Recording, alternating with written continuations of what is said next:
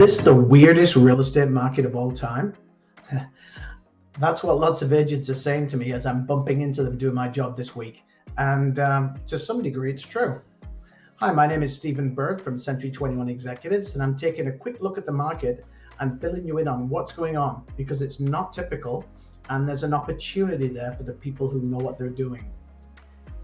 So I took a look at the last 40 days right now before I shot this video, and sales were down about 19% over the numbers in the same time in 2022. That's not bad because last spring was absolutely nuts, as you know. In January and February, we were seeing sales down between 40 and 60%. So I'm starting to get back to a more normal market now. However, the strange thing is when you look at the numbers and behind the numbers, and there's also an opportunity there. So let's have a quick look. Show you this chart first. So this is the inventory levels, and those of you that follow me regularly will know 6 months worth of inventory on hand is where we start to get into a balanced market, and between 6 and 4 months it starts to become a buyer's market. And then down here, as you know, post COVID we had all that total madness. Inventory was very low and it was very much a seller's market. So here we are in what you would think would be a good market for sellers, but really not much is selling. There was twice as many new listings last month as there was sales. So how come? It doesn't make any sense. Well, the truth is inventory is low for a few reasons. Firstly, because a lot of people are afraid to list right now because there's hardly any decent product on the market. What they're finding is the product, when they're looking online, is either sold already or it's way overpriced.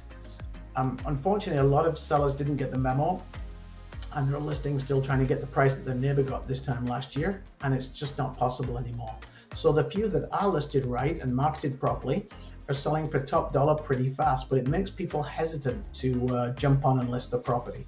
That's why I've developed my guaranteed sales program. So you call me up and come take a look at one of my listings, and if you like it, don't worry about trying to sell your own house. I'll take care of that for you, and if I can't, I'll buy it off you. So that's the reason I developed that program, because there's so much hesitancy and it's keeping inventory down low. And if we look at the actual selling prices, it's really interesting. So look at this data here. So last month, for instance, the average median original asking price of the properties that sold were $1,179,000. The average selling was $930, so almost $200,000 lower. How can that possibly be? Well, how can I best put this? The truth is, realtors are creating a problem to a large degree. I was in a meeting the other day with an elderly lady and her daughter who was a realtor herself, and I was shocked. I asked her, what's your criteria for picking your realtor to sell your mom's home? And the first words that came out of her mouth were, whoever gives me the best price. And that doesn't make sense, because what's happening is a lot of agents know that that's how sellers think, so they'll give them a really high price. And then once they've got them under contract for 6 or 12 months, they'll break the bad news to them that the price has to come down, and eventually it will sell, as you saw, for hundreds of thousands of dollars less than it would have originally sold for. And that's not normal. The issue is, had they listed right at the beginning and been marketed properly and created lots of excitement, they might have had 2 or 3 people bid in on it and got a lot more. The issue from the buyer's perspective is, how the heck can they possibly buy a property in this market? It's so tough.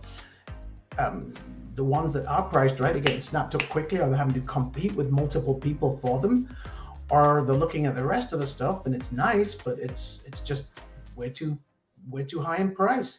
What I'm doing right now is finding off-market properties for those buyers. So these are properties that don't have for sale signs, there's no pictures, there's no links to send you.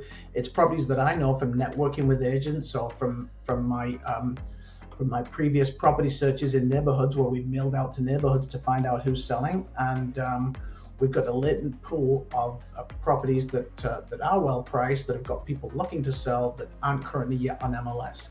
And that's probably the only way that you can find a good deal now without having to fight everybody. So if you're looking to buy a home in the next 3 to 6 months, let's connect. Give me a criteria and let me check in our database to see if we've got one of those properties that suits your needs. It's probably the best way right now to buy property, because the market really is weird. There's no way that it should be the way it is based upon the supply and demand picture. It's just the price of the supply and the overall market dynamics and the consumer confidence that's really driving things into this strange new dynamic. I expect things at some point to get back to normal next year, but for now it's going to be weird. But there is a great opportunity for those of you that can find the right property, or if you're selling, that know how to leverage the fact that there is very little good inventory out there. That's all from me, and take care. Give me a shout if you need any help, and we'll see you next month.